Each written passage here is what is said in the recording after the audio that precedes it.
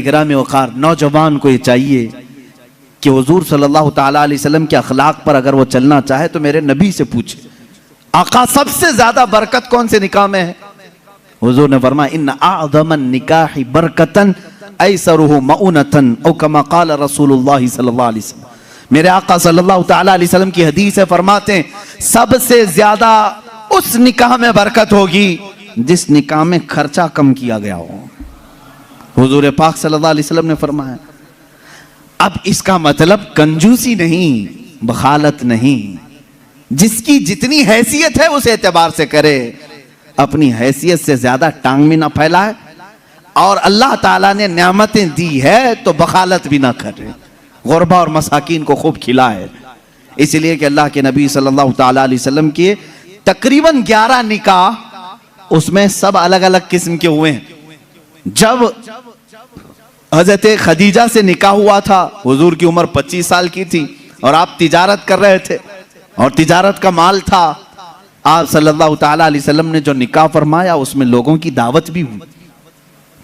एक निकाह हुआ हजरत सौदा रज़ियल्लाहु ताला अन्हा से, वो उस निकाह में सिर्फ खजूरें बांटी गई और कुछ भी नहीं। फिर हुजूर सल्लल्लाहु ताला अलैहि वसल्लम ने हजरत ज़ैनब से निकाह किया, हजरत मैमुना से निकाह किया, उसमें तो बकरा ज़बह करके वलीमा किया हुजूर पाक ने, और उतनी बड़ी दावत किसी और में नहीं। क्यों? ये मैं हालात बता रहा हूं। जब तुम्हारे पास माल था या माल आया है उस एतबार से तुम्हें करने की इजाजत है, और जब ना हो तो कर्जा लेकर के दिखावा करने की इजाजत शरीयत ने नहीं दी है। शादियों के लिए इस तरह से लोग मकरूज हो जाते हैं।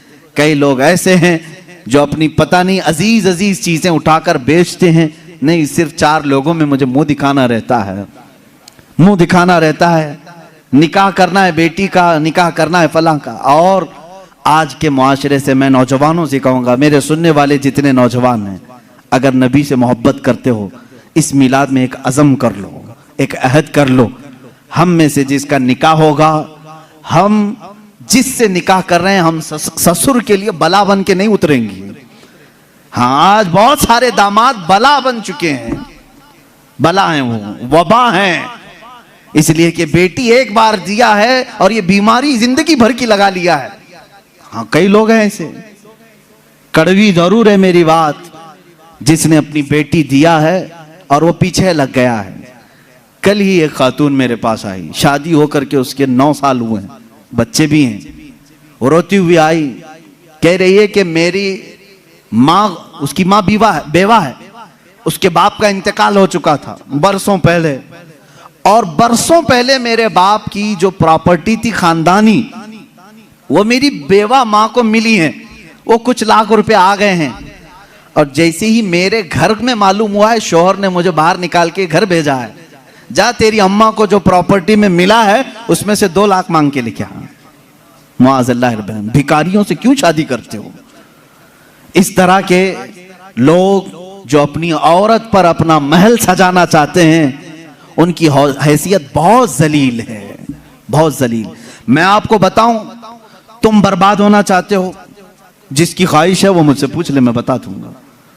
तौबा अस्तगफिरुल्लाह, कोई नहीं चाहेगा, हर कोई बरकत का रास्ता हमसे पूछता है, लेकिन ये रास्ता भी मैं बता देता हूं, जो अपना बिजनेस और अपनी बरकत सब बर्बाद करना चाहता है, उसके लिए बाज़ बुजुर्गों ने फरमाया, वह अपनी बीवी से जबरदस्ती उसका माल लेकर के बिजनेस में लगाया हो, वहीं से शुरुआत हो जाएगी नहुसत की। उसके दिल को तोड़कर जो माल ले जाकर के लगाओगे तो फिर वहां से, हाँ, बखुशी देना और बात है, पसंदीदगी के साथ देना और बात है। बहुत सारे लोग शादियों के बाद अपनी बीवियों पर दबाव डाल करके उनका सारा जेवर उठाकर ले जाकर रख देते हैं और उस पर तिजारत करने की कोशिश करते हैं। कहां की बरकत? किसी का दिल रो रहा है और तुम अपनी दुकान सजाने जा रहे हो।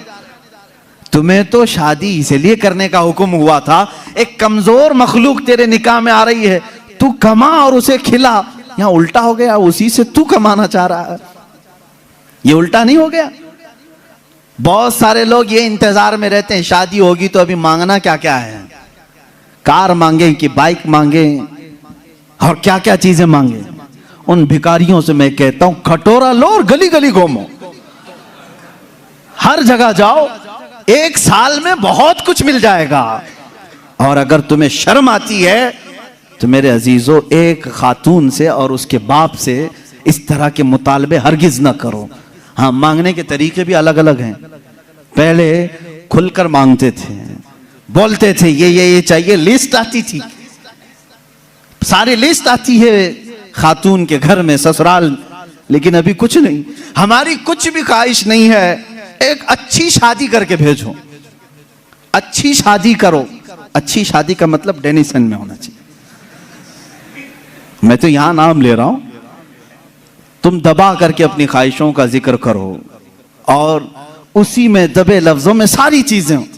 हमको कुछ मत देना, अपनी बेटी को ही जो कुछ भी देना है दे दो, हम उस पर नहीं कहेंगे।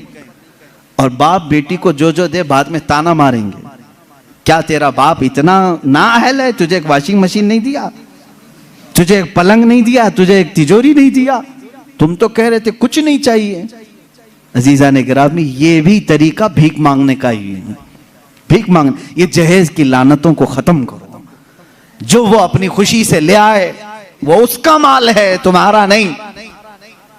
औरत जो अपने घर से लाती है वो उसका खुद का माल है, शोहर का नहीं, ना ससुराल का है।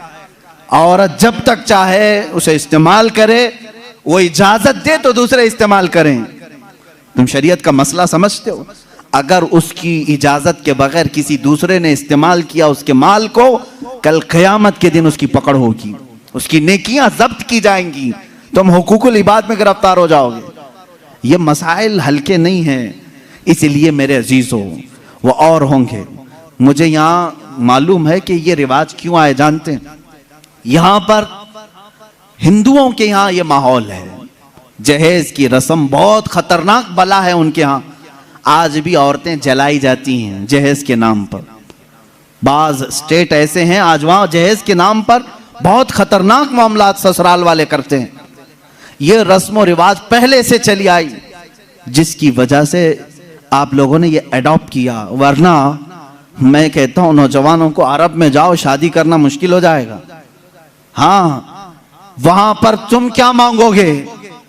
तुम्हें बाप एक फूटी कोड़ी भी नहीं देगा लड़की की, लड़की का बाप कुछ नहीं देगा, बल्कि प्लस लड़की तुमसे मांगती है 1 लाख रुपए मेहर में रख, तब मैं शादी के लिए तैयार होती।